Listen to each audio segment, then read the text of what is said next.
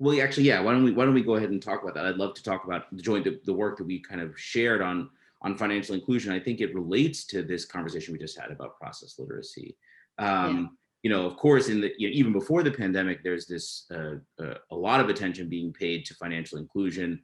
The kind of it connects you to all of these other types of resources, particularly for relief in times of shocks. No bigger shock than the COVID pandemic. So in this current context, in some sense, all these government programs, might be able to leverage this type of process literacy, but also like, more like nuts and bolts financial inclusion if you're connected to the system. Um, you know, uh, where the outside option in some sense would be this kind of high risk money lending or maybe high fee analog transactions and stuff. Mm-hmm. Um, what innovations do you see going? So I guess we can summarize our a couple of things that we did together was one that we saw that in the midst of this, those who were still working obviously wanted to kind of preserve and hold on to what they had. But in our work, even just before the pandemic, completed just before the pandemic, we found that there really wasn't that much reliance or use of digital payments in India. It wasn't what we've seen in other settings like Bangladesh, for example, where if Yeah. you can train up the migrants in using this technology, it'll adopt like gangbusters kind of thing. And that really, I think, came down to a lot of this process stuff, that there are obstacles in, having the right type of phone, having your number registered, knowing, linking it to your bank account, having the right type of bank account, and then kind of going through all of these hurdles to get it all connected to make sure that the channel is not interrupted. That, what we really found was that no matter how, even this most heavy-handed training, Yeah. even in a first stage sense, just being able to send a single digital payment, even getting it to work, you saw an impact there, certainly. So it worked. We were doing the right stuff, but it was a lot smaller than even you would think with such a Yeah. heavy-handed treatment. Yeah. And then, kind of actual effects, pass-through effects onto total amounts of remittances, number of times you remit, really didn't materialize much. Yeah. What's interesting about that is that it seemed like because all of these hurdles and so on maybe they're specific to the Indian context, but they're known persistent things. The kind of analog market had developed really well. So, in some sense, there was even if you taught me how to do this and I did connect it all, it wasn't really going to change my remitting behavior because I had already figured out how to remit in the absence of digital In payment. parallel. Yeah. What's interesting is that then that, and frustrating is that all might be true. And maybe that's an interesting point from a researcher or policymaker to say, well, maybe it's not the silver bullet here in India. They're remitting what they want to remit, even without this. Then the pandemic hits and you realize that this is why we are pushing financial inclusion so much in some sense, that there's these other types of flows and connectivity and, timely access to resources that can be improved by way of Absolutely. this, Yeah. this financial inclusion and so Yeah. on. Do you see an awareness of that fact coming through? I mean, do you see any innovations on the part of the government or in the financial sector to try to kind of move this forward, especially with the pandemic kind of emphasizing these issues? Yeah, I mean, I think there's definitely an awareness. We are working on other projects with the government where, you know, we've kind of looked at this kind of cascade of how people just fall off so early in this cascade because they're not able to understand what's required, like what's the paperwork that's required. And at that first stage itself, there's such a huge drop. But in terms of like how to fix it, I think it's still unclear in many ways. Just to give you a very simple example, just the fact that we're using phone surveys, that means that we would, to your question on why do we not have like women migrants, there is a bias in terms of who we were able to access on the phone. And, we're conscious of that. And when you're talking about digital financial inclusion, that is a constraint too, is we been looking a little bit into this in terms of what are the kinds of biases, and women just don't have access to the phone very often in the household. And the man either takes it with him to the field, or he's. I can share numbers with you at some point in terms of the disparity in access, in terms of talk time, in terms of how much money topping time they have. So there's this huge disparity within the household, in terms of access to phones, and similarly, therefore, in terms of the services that are provided via the phone. And so, that itself is a first order constraint. Apart from then, linking it to her ID card and all of those other pieces. So yeah, I think it kind of speaks to fundamental issues of empowerment and women's agency and all of that. So yeah. I mean, you come off of this, if you've never really had enough time with a phone to get comfortable with using it more than just to talk, maybe even not to send an SMS, but maybe some of that. But certainly exactly. this is another level of sophistication or confidence and comfort level with the phone that you just don't have the time or you don't have the background time with it. So now the pandemic hits, or now you even pre-pandemic you get enrolled in a training like ours, but you just don't have a comfort level with the process and the technology and the kind of medium type of stuff. The other thing, yeah, go ahead. Sorry. No, go ahead. No, I was just going to say it's comfort, self-confidence, right? And that's very hard to build. And it could be a segue to talking about self-help groups, because that is something that we did collect some information on in the context of COVID.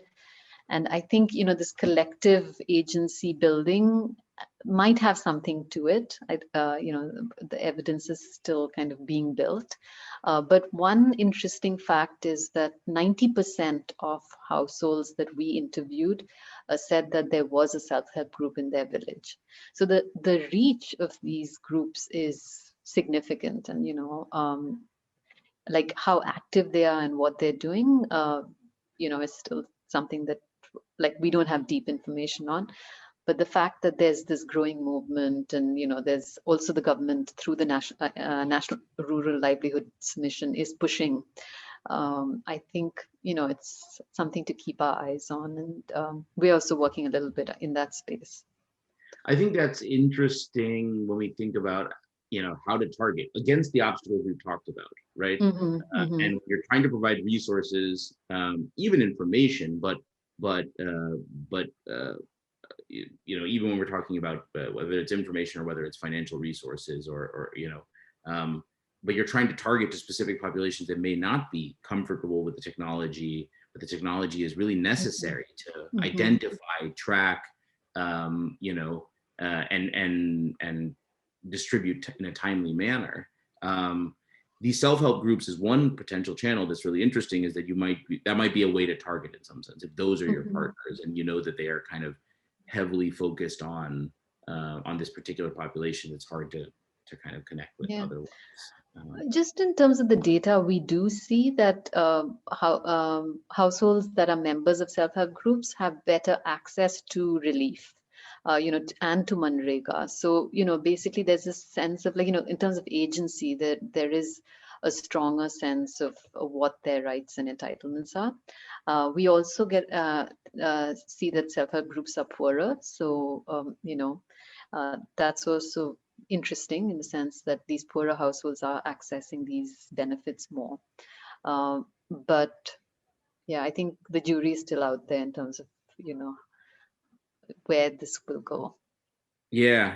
If we go back to the survey that the multi-round kind of national survey you were conducting, was there anything in there about financial inclusion, either demand for or like current status of financial inclusion of the household that you were able to check? So actually not so much. Basically, the main one is the one that I shared with you in terms of the cash versus kind, access to cash. And then after that, employment, wages. Those were the main buckets that might be relevant here. So But that number on the access to cash is a stark one, because it was really low right? Interesting. Yeah, And exactly. and that I think probably, I mean, I can't say for sure, but I think that's probably heavily related to what we're talking about, even in our joint work, and Mm-hmm. about kind of process literacy and comfort with technology. Mm-hmm. Um, that's really interesting. I think that brings to mind, even when we've been thinking about kind of the next wave of financial inclusion work to do, that it's a two-pointed kind of transaction. And so on the one hand, we were trying to work among female migrant workers, and we just talked about how they might be the hardest to move in terms of comfort level with the phone and knowledge of how to use it and so on, in addition to the other technical aspects.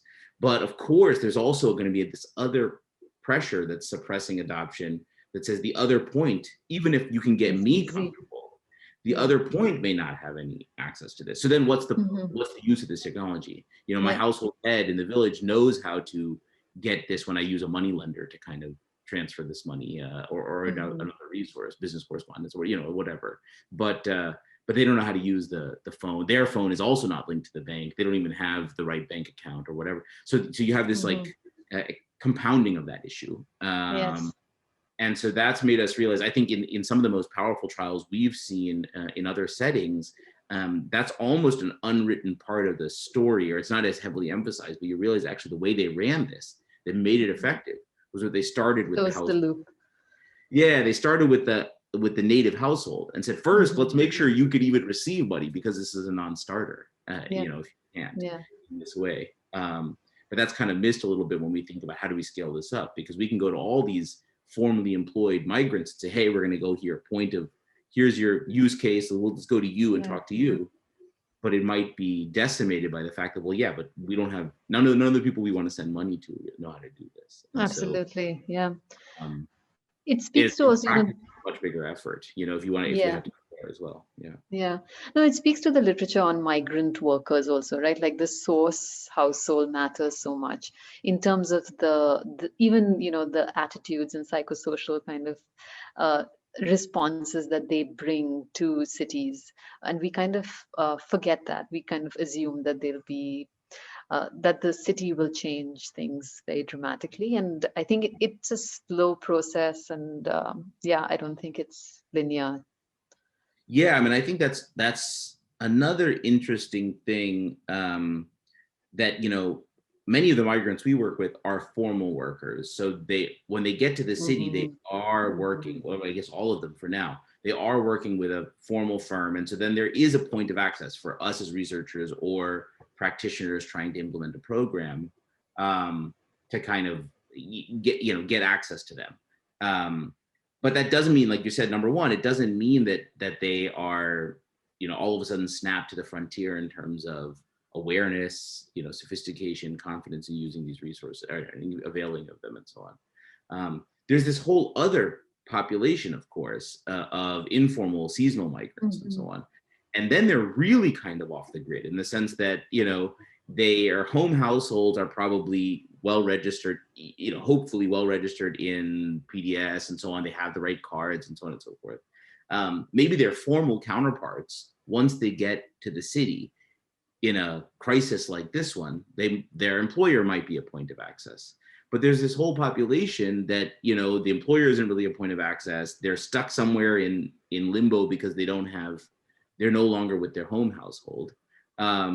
And so even when we're conducting just a data collection effort, let alone just trying to track them, know who they are, identify them, for the sake of data collection, let alone trying to provide them resources, that I've seen be very difficult. Did you come up against that? So in the survey, first of all, were you talking, whether in this survey or with others in related surveys, were you talking with the migrants themselves or mainly the household heads?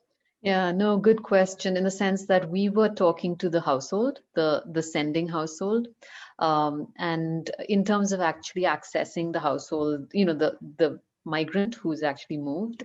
Um, I think actually, the way connecting via the main household is a good uh, system, right? Is that basically you get it's more representative because migrants are moving around and all of that. So you get a good sense of what's happening with the migrant if you can connect through their source household.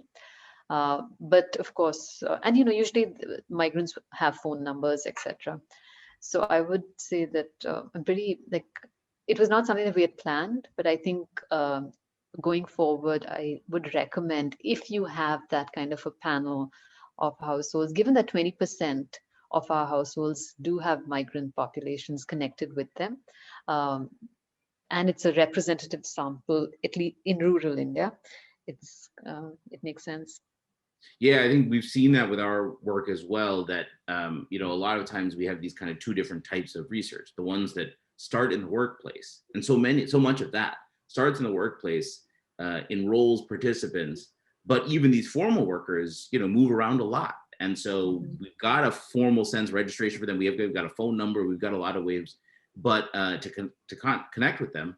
But they might leave this firm, the phone numbers change, and so if you don't have the connection to the home household, they could be just lost to you, and that can really affect your data collection efforts. It can really limit the insights you can have about a program, because you really do care not just what happens at their current employment, but Yes. how did it affect their the life cycle of their earnings. How does it affect where they went next and their prospects after that. That's really hard to do if you start at the destination of the migrant. If you say, Mhm. okay, well, now I know who you are, but I have no linkage to kind of any like your permanent kind of identity in some sense. Starting with the home on these other types of projects where we've kind of, similar to what you're saying, started with the rural census in some sense of these areas and say, okay, here are the households. Let's see who they've sent out or who's leaving to migrate to different areas, where we still always have this point of contact. That's always been very helpful. Yeah.